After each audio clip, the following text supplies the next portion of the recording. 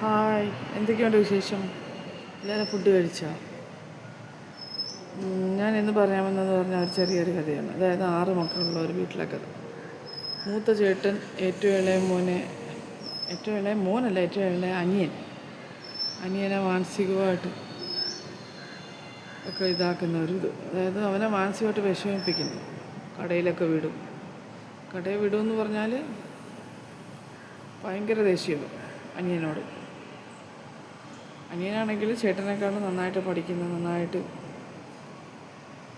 ജോലി ചെയ്യുന്ന, അതായത് ഗവൺമെൻറ് സർവീസിൽ ജോലി ചെയ്യുന്ന ഒരു അനിയൻ.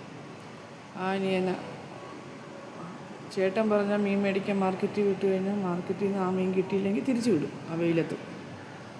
അങ്ങനെ മാനസികമായിട്ട് വർഷങ്ങളോളം ചേട്ടൻ്റെ പീഡനം അനുഭവിച്ച് വന്ന ഒരു അനിയൻ്റെ കഥയാണ്. അനിയൻ ഇനിയില്ല അനുഭവിക്കാൻ ഈ ചേട്ടനൊക്കെ. അങ്ങനെ ഒരു അറ്റാക്കിൽ ചേട്ടൻ മരിച്ച്. അങ്ങനെ അനിയന് സമാധാനമായി, സ്വസ്ഥത. ഗവൺമെൻറ് സർവീസിൽ ജോലി ചെയ്യുന്നതാണ് രണ്ടുപേരും. അങ്ങനെ അനിയന് കുറച്ച് സമാധാനമൊക്കെ ആയി. കുറച്ചില്ല, നല്ല പോലെ ചേട്ടൻ മരിച്ചപ്പോൾ ഭയങ്കരമായിട്ടുള്ള ഉപദ്രവം, ഒരു സമാധാനം തരത്തില്ല.